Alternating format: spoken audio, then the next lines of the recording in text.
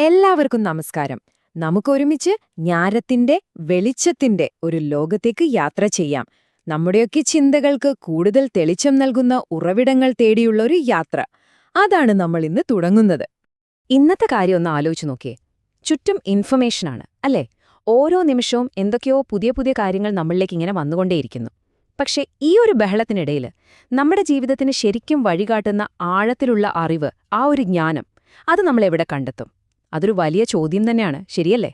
പക്ഷേ ഈ ഒരു പ്രശ്നത്തിന് ഒരു പരിഹാരമുണ്ട്. കാലത്തിനും ദേശത്തിനുമൊക്കെ അതീതമായിട്ടുള്ള അറിവുകൾ, അതും നമ്മുടെയെല്ലാം വിരൽ തുമ്പിൽ കിട്ടുന്നൊരിടം. എല്ലാവർക്കുമായി തുറന്നുവച്ച ഒരു ഡിജിറ്റൽ ലൈബ്രറി എന്ന് തന്നെ പറയാം. അതെ, നമ്മൾ സംസാരിക്കാൻ പോകുന്നത് വിചാരക്രാന്തി പുസ്തകാലയത്തെക്കുറിച്ചാണ്. നമ്മുടെ ചിന്തകളെ തന്നെ മാറ്റിമറിക്കാൻ ശക്തിയുള്ള അറിവിന്റെ ഒരു വലിയ സമുദ്രം തന്നെയാണിത്. അപ്പോ ഈ ലൈബ്രറി എത്ര വലുതാണെന്ന് അറിയാമോ? ഇവിടെ എന്തൊക്കെയുണ്ടെന്ന് നോക്കാം.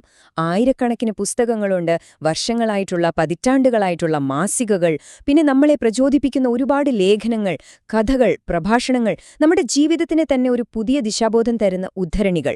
ശരിക്കും പറഞ്ഞാൽ ഇതൊരു അറിവിന്റെ പ്രപഞ്ചം തന്നെയാണ്. ഇത്രയും വലിയൊരു ശേഖരത്തിൽ നിന്ന് നമുക്കൊരെണ്ണം ഒന്ന് എടുത്തു നോക്കിയാലോ?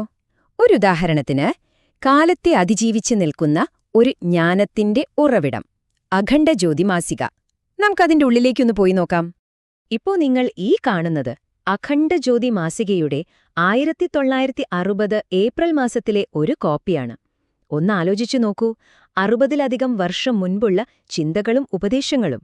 അതൊക്കെ ഇന്നും നമുക്ക് വായിക്കാനും പഠിക്കാനും പറ്റുന്നു എന്നത് എത്ര വലിയ കാര്യമാണ്.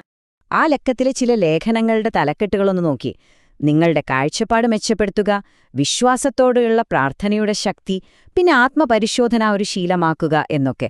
പ്രത്യേകിച്ച് കാഴ്ചപ്പാട് മെച്ചപ്പെടുത്തുക എന്നുള്ള ഒരു ഉപദേശം ഇന്നത്തെ ഈ സോഷ്യൽ മീഡിയയുടെയും എപ്പോഴും മറ്റുള്ളവരുമായി നമ്മളെ തന്നെ താരതമ്യം ചെയ്യുന്ന ഈ ഒരു കാലത്തും അതിനെത്രത്തോളം പ്രസക്തി ഉണ്ടെന്ന് നോക്കൂ. ഇതിനെയാണ് നമ്മൾ കാലാതീതമായ ജ്ഞാനം എന്ന് പറയുന്നത്, അല്ലേ? പക്ഷേ ഒരു കാര്യം നമ്മൾ മനസ്സിലാക്കണം. ഈ പുസ്തകാലയം വെറും ഒരു വായനാശാലയല്ല.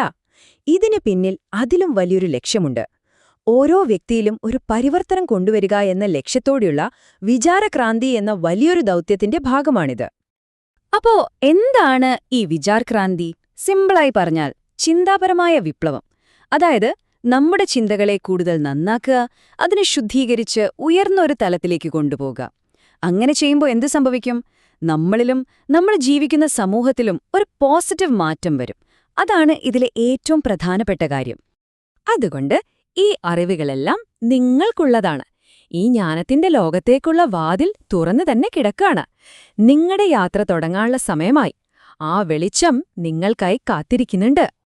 നോക്കൂ, ഈ ഒരു വാചകം നമ്മളിപ്പോൾ സംസാരിച്ചതിന്റെ എല്ലാം ഒരു സത്തയാണ്.